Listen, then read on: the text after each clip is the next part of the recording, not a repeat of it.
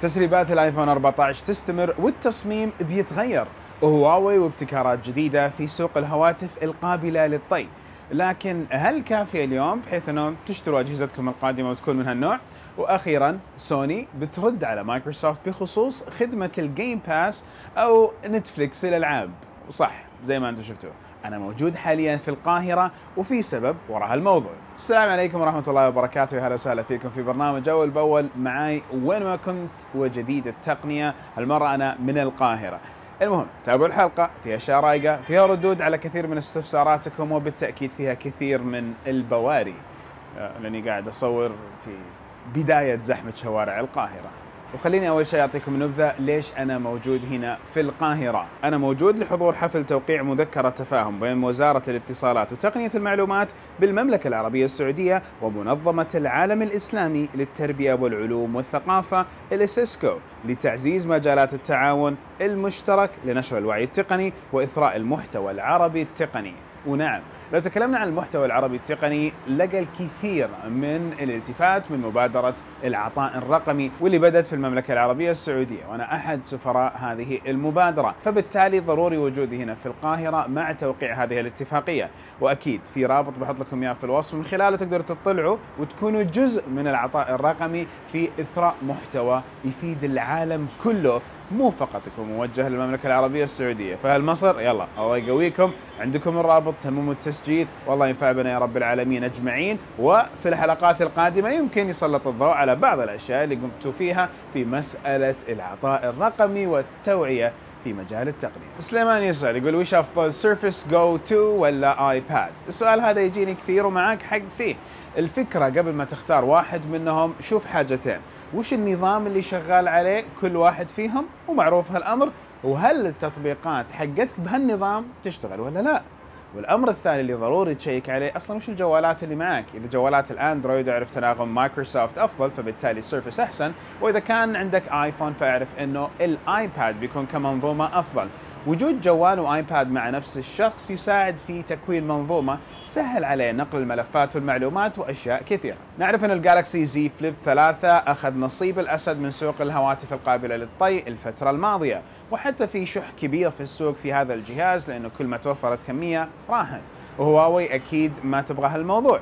فتسريبات عن هاتف هواوي القابل للطي بالتصميم الصدفي اللي بدأ ينتشر، وأكثر شيء مميز هنا هو أن هواوي بتستخدم تقنية مختلفة للطي. بدل من المفصلات اللي شفناهم تقريبا في كل الهواتف القابلة للطي، هواوي هالمرة تستخدم أنابيب تنطوي بالحرارة. الفكرة أنه هذه التقنية راح توفر مساحة داخلية أكبر تقدر تستغلها هي في أي تقنيات ثانية. التقنية اللي نبغاها إحنا كمستخدمين حاليا هي خدمات متجر جوجل يا هواوي، وبإذن الله هالخدمات تجي أو يكون في طريقة مرة رسمية وكويسة لإعطاء كل مستخدمين هواوي آخر التقنيات اللي عندكم، وأيضا إعطائهم خدمات جوجل في منطقتنا على الأقل. مرسار يسأل يقول هل الآيفون تجميع الصين غير أصلي؟ أوكي، كل الشركات الكبيرة لما تجي تصنع جوال وتحتاج تصنع بكميات كبيرة توكل مهمة التصنيع لشركات متعددة قد تكون في بلد أو في بلدان مختلفة، وعلشان هالشركات تحافظ على جودة الجهاز النهائي اللي يطلع، وش يسووا؟ بكل بساطة يحطوا معايير التصنيع ومعايير المواد ويحطوا مدققين على هالموضوع. فكذا كل واحد من المصانع يجيب من الموردين الخاص فيهم بهذه المعايير ويتمموا التصنيع تحت إشراف الشركة الأم. المعايير قد يكون فيها تغييرات من دولة لدولة، وقد يكون فيها اختلافات بسيطة من دولة لدولة، ولكن لا يعني أنه المنتج اللي صنع في الصين ما هو بأصلي، أو في فيتنام ما هو بأصلي، أو في كوريا ما هو بأصلي، ما دام أنه جاي من الشركة الأم وبنفس المعايير اللي هم حطوها للمنطقة الموجه لها الجهاز. نعم، في أجهزة ما تكون موجهة للسعودية وتكون موجهة لأمريكا، وفي أجهزة تكون موجهة لأمريكا ومو موجهة للسعودية، فبالتالي قد يكون في فروقات داخلية تقنية في هذه الأجهزة. كلنا كنا ننتظر جهاز جوجل بيكسل القابل للطي، بس للأسف تأخر، وعوضا عنه الحين تسربت لنا ساعة بيكسل.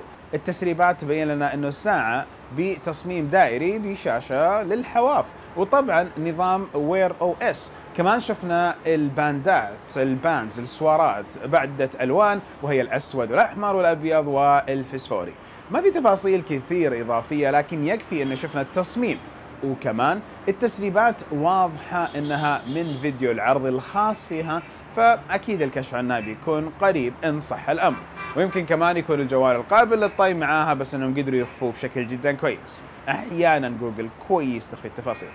اوكي، خلينا نعطيكم فاصل تيك توك وريلز وارجع لكم. واتكلم عن الجي تي 3.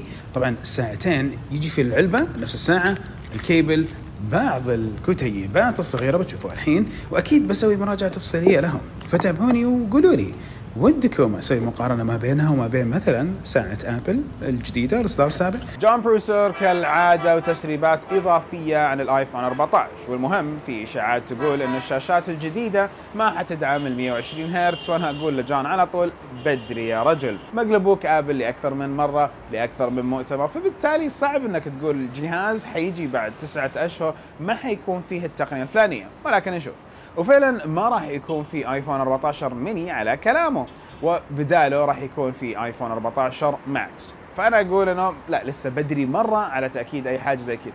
وبرضه في تاكيدات اضافيه حول ان الكاميرا الاماميه بتيجي بتصميم الثقب، وهل معناها ان الفيس اي دي بيروح؟ بتكون حساساته مخفيه وما هو موجود او بيروح؟ ما ندري. هل ابل تتخلى عنه؟ ما نعرف. هل البصمه تكون موجوده ومدمجه في الشاشه زي كثير من الجوالات الحاليه في السوق؟ ما نعرف. وايضا في تاكيدات حول انه الكاميرات الخلفيه بتكون مسطحه بالكامل. ما اظن الاشياء دي كلها صحيحه. وبرضه ترى في معلومات انه الكاميرا الرئيسيه يمكن تجي بدقه 48 ميجا بكسل وبتصور 8K. ايضا المعالج بيكون خارق جدا وبمعماريه 3 نانومتر او 4 نانومتر.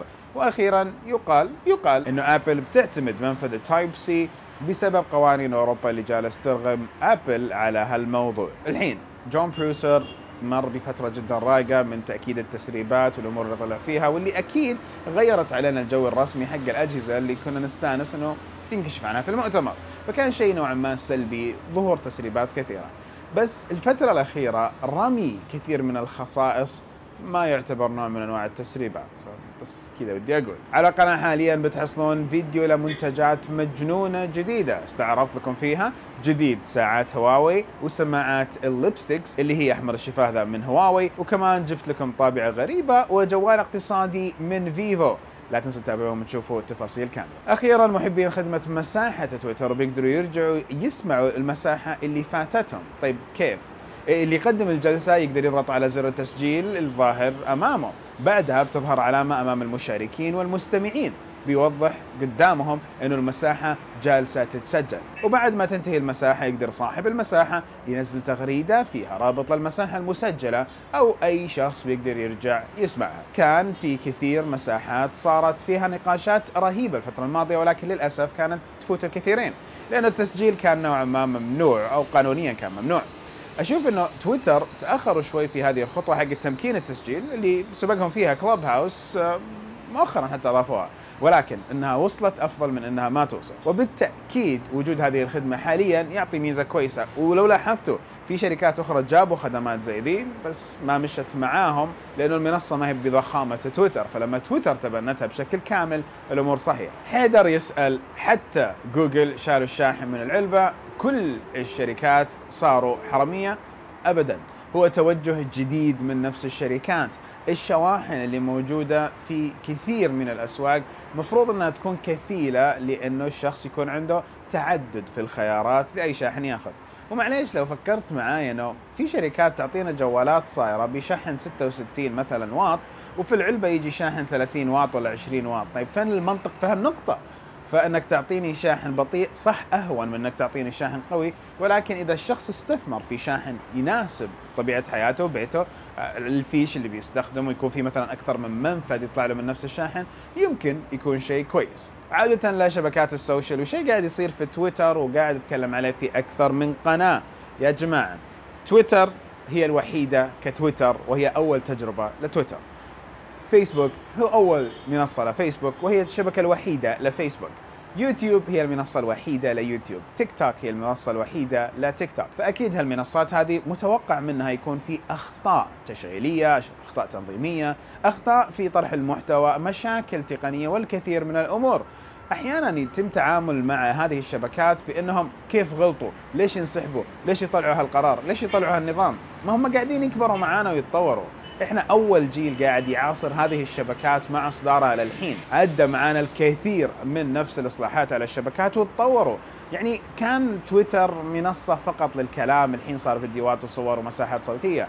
كان يوتيوب فقط عبارة عن فيديوهات قصيرة، طالت الفيديوهات وبعدين صار عندهم خدمات أخرى، وصار الشورتس حتى موجودة، وعلى فكرة في دعايات في الشوارع لشورتس هنا. وكل منصة قاعدة تتطور، فأكيد تطورهم شيء كويس. كون عندهم أغلاط قاعدين يصلحوها هذا شيء كويس، بس لما يكون عندهم أغلاط وما يصلحوها هنا المشكلة. أخيرا أروح لسوني اللي بترد على مايكروسوفت بخصوص خدمة الجيم باس. خدمة جيم باس فعليا كأنها نتفليكس، لكن بدل الأفلام والمسلسلات بتحصلون ألعاب كثير تحملونها وتلعبون فيها طالما اشتراككم فعال. سوني كان عندها خدمة بلاي ستيشن ناو، بس عيبها أنها تعتمد على بث الألعاب. الأمر هذا كان سيء بالنسبة للشريحة الكبرى من المستخدمين. الحين التسريبات تقول أنه خدمة سوني الجديدة بيكون اسمها سبارتاكوس.